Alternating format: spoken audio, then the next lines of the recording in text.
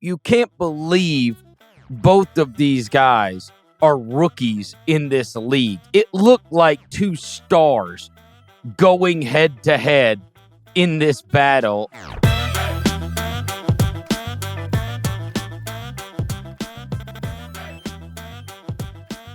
What a matchup last night. Chet, Wemby, 3. Incredible. What a Thursday night. And I lamented the fact that we might not get 4 as I was reading about it this morning. 4 is scheduled for April 10th, and given you never know what teams are going to be doing at the end of the season, they might be in a position where they've already got their spot secure, so it gives them no reason to be running their starters out there at the end of the year. But here's hoping that we can see it one more time. But my God, 3 was an absolute epic. And it ends with both of them having sensational games. Victor Wembanyama has 28 points, 13 rebounds, 5 assists. 5 blocks, 7 assists, 2 steals, and 5 3-pointers in the game. And there are plays throughout. I would encourage anybody to go check out the highlights if you missed the game last night. In the first quarter, he swats Shai Gilgeous-Alexander, who is probably going to be first-team All-NBA this year. Swats it like a 5-year-old shot the ball. And then the threes he is making in this game, Chet on the other end at one point is, pulling out everything in his bag to score. And at one point hits this running scoop underneath Wemby. At another point has a pump fake from the 3-point line and then drives in and crams one. And it just felt like you can't believe both of these guys are rookies in this league. It looked like two stars going head to head in this battle, and it just made you so excited because barring injury, the idea that we are going to get this for years to come, and as long as the Spurs built properly around San Antonio, Chet is built properly around. You could be seeing these matchups at literally the highest level of the conference for years to come, right, Kev? You nailed it. 100% true. This is just the beginning here. I felt like Victor Wembanyama looked like the best player in the world.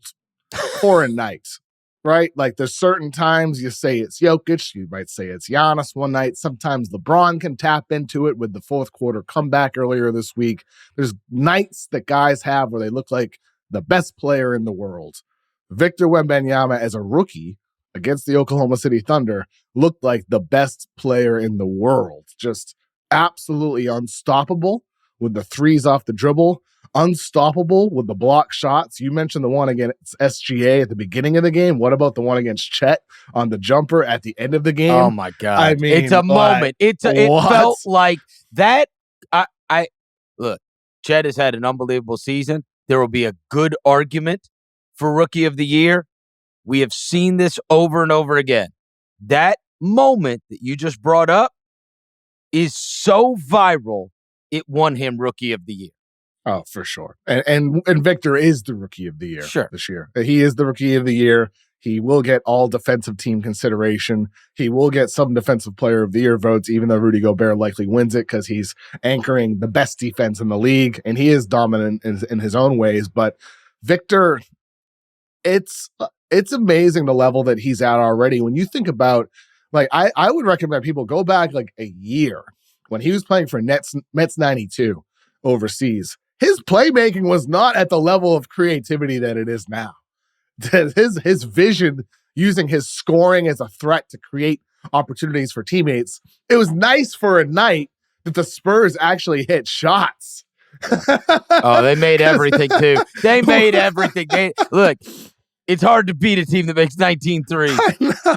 It was nice to see, though, because it was a preview of what it's going to be like for Victor if the Spurs are able to get this roster right around him and optimize Victor. He's going to have a way more nights where he has 7 assists, 8 assists, where he's getting maybe even 10 assists at some point, because his playmaking feel has come a long way in just a year, in the same way that last year his jumper came a long way with Mets 92. Like every year he's making some dramatic improvement. Even his defense is way better. Now, did you see the possession he had defending Jalen Williams in the second quarter where he's like in a stance defending Jalen Williams on the side of the floor, moving side to side.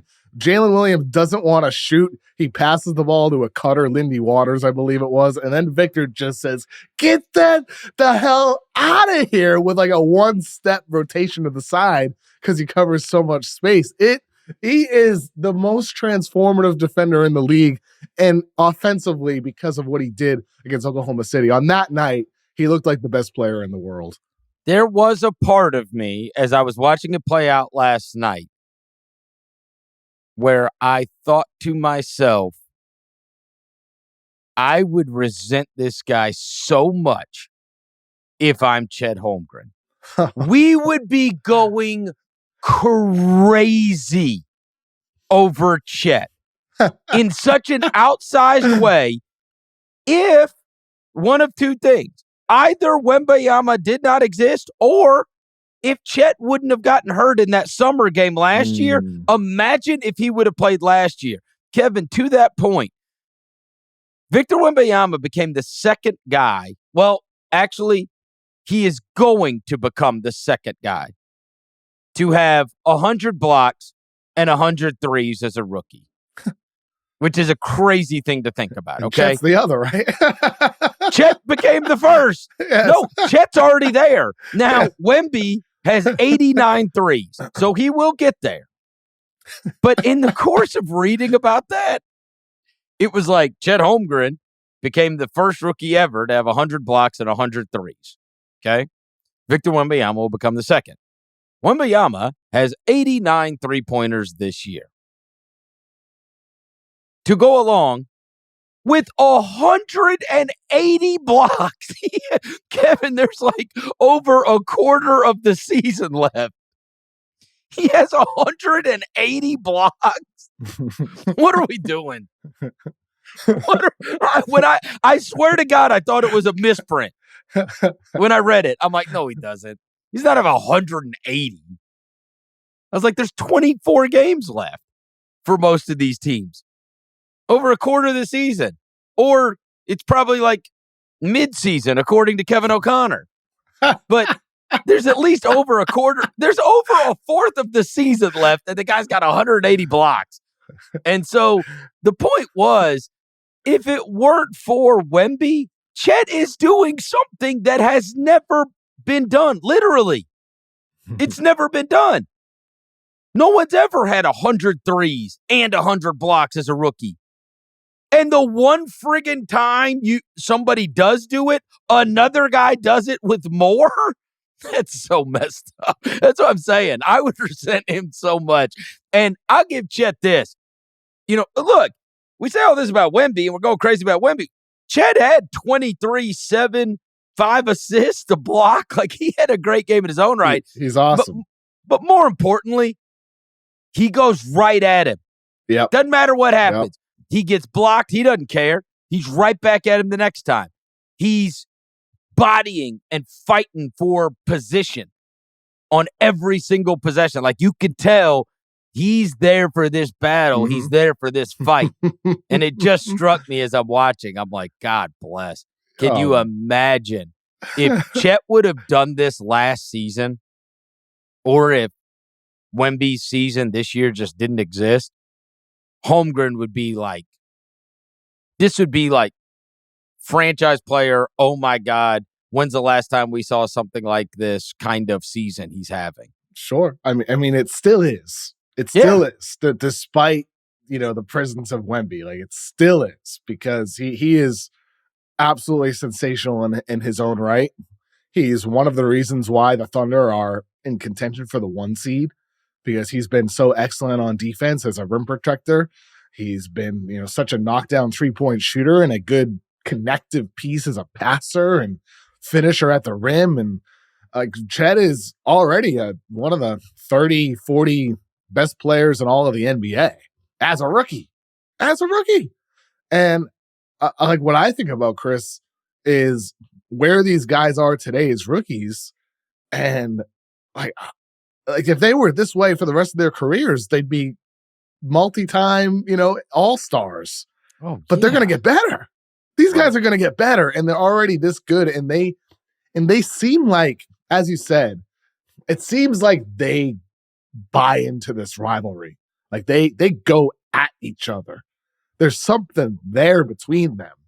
And I just look forward to the Spurs getting better, and hopefully they can get more wins against Oklahoma City, and Oklahoma City can get more wins against the Spurs, and these teams go at it in the years to come. OKC's far ahead now. They're at the top of the conference. The Spurs are at the bottom, right?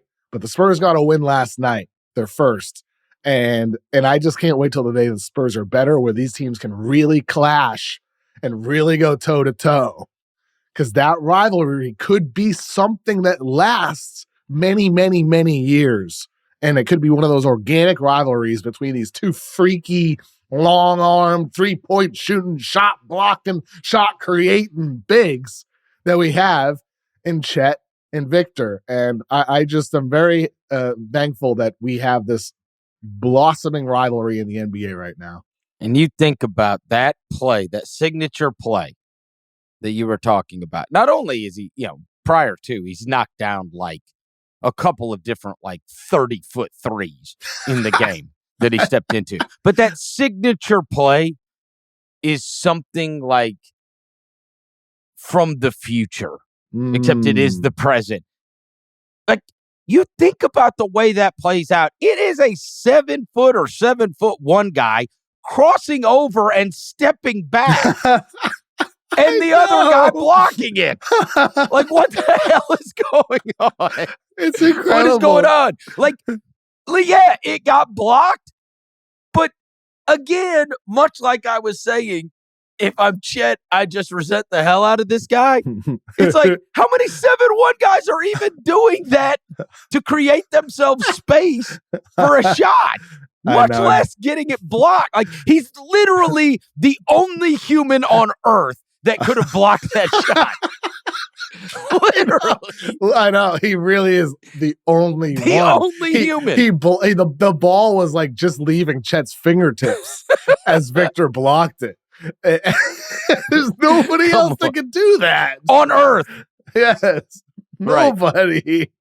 Why does this guy have to be around? Why does this guy exist? It's literally the only guy that can do this to me. After hitting a three on the other end, too. Come on. He had just hit the three 10 seconds prior.